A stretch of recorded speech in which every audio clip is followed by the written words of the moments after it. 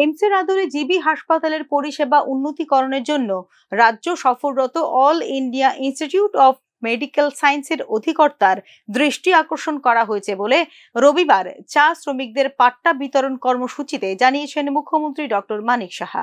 রাজ্যে কিছুদিনের মধ্যেই 100 শয্যা বিশিষ্ট একটি সুপার স্পেশালিটি হাসপাতাল নির্মাণ করা হবে, যেখানে ইতিমধ্যেই এক্ষেত্রে 5 কোটি টাকা বরাদ্দ করা হয়েছে বলেও জানিয়েছেন মুখ্যমন্ত্রী। এবং স্বাস্থ্যের যদি প্রশ্ন আপনারা করেন, গতকালও আমার কাছে আমি ওখানকার যে এইমসের যিনি ডাইরেক্টর ছিলেন ওনার সাথে আমি কথা বলেছিলাম, ওনাকে বলেছিলাম আপনারা আসুন এখানে ত্রিপুরাতে, আমাদের এখানে সব আছে কিন্তু প্রপারলি সেটাকে যাতে ডিসিপ্লিন করা যায়।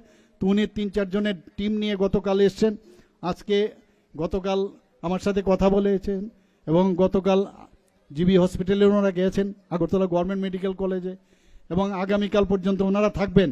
আমরা চাইছি যে স্বাস্থ্য ব্যবস্থা আমরা যেটা করছি সেটা প্রপারলি যেন হয়, এইমসের মধ্যে যেভাবে করছে এখানে যেন হয় সেইভাবে আমরা কাজ করছি।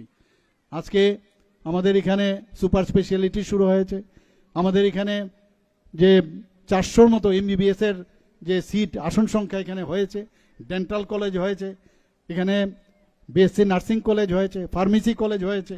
সব দিক দিয়ে আমরা কিন্তু এখন স্বয়ংসম্বর বলা যায়, আমরা অনেক কাজ করছি স্বাস্থ্য ব্যবস্থার দিকে। কিছুদিন আগে আপনারা দেখেছেন অলরেডি আমরা এবারের যে বাজেটে আমরা বলেছি 100 সিটের একটা টারশারি সেন্টার মানে আই হসপিটাল আমরা করব। আইএলএস উঠার আগে বাঁ দিকের যে জায়গাটা আছে সেখানে আমরা একদম অত্যাধুনিক একটা আই হসপিটাল আমরা এখানে করব।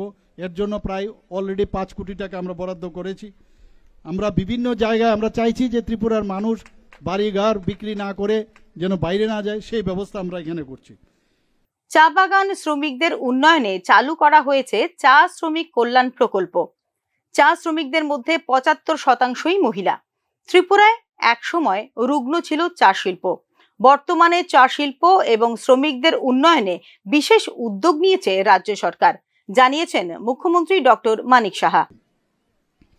মুখ্যমন্ত্রী চা শ্রমিক কল্যাণ প্রকল্পের যে আনুষ্ঠানিক ঘোষণা আমাদের যশস্বী স্বরাষ্ট্রমন্ত্রী অমিত শাহজি গত 8ই মার্চ 2022-এ সেটার শুরু করেছিল, এবং সেটার মেইন যে উদ্দেশ্য সেটা হচ্ছে চা বাগান শ্রমিক যারা আছেন তাদের যাতে উন্নয়ন হয়, এবং সেই জন্যই আমাদের গত 8ই মার্চ 2022-এ মাননীয় স্বরাষ্ট্রমন্ত্রী অমিত শাহজি সেটার এই প্রকল্পটি উনি ঘোষণা করেছিলেন। এখানে দেখা গেছে আমাদের এখানে মহিলারা যারা চা বাগানের সাথে যুক্ত, মহিলারা প্রায় 75%, এবং আমরা জানি চা শিল্পের এখানে চেয়ারম্যান এখানে আছেন চা শিল্পের, উনি জানেন যে আমরা কিভাবে চেষ্টা করছি। রুগ্ন অবস্থায় দাঁড়িয়েছিল চা শিল্পগুলো সারা ত্রিপুরাতে, আমাদের সরকার 2018-র আগে এমন একটা অবস্থা ছিল। আমরা বললাম যে না, এই চা শিল্পগুলোকে আমাদের পুনরুদ্ধার করতে হবে। এখনো আমরা যে ভাবছি যে আরো যেসব জায়গায় পৌঁছানো দরকার এখনো বাকি আছে সেইখানে আমাদের পৌঁছানো দরকার, কিন্তু তার আগে যদি আমাদের চা শ্রমিকদের যদি আমরা তাদের, কারণ আমাদের চা শ্রমিকরা হচ্ছে আমাদের এই চা যে ক্ষেত্র সেই শিল্পের সাথে তারাই হচ্ছে আমাদের মেরুদণ্ড।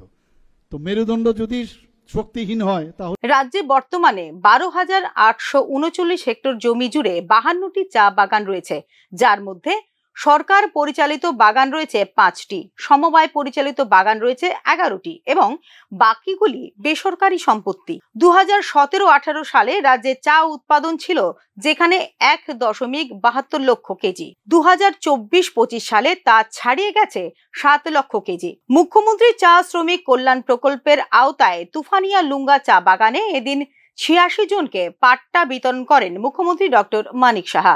ব্যুরো রিপোর্ট, নিউজ নাও।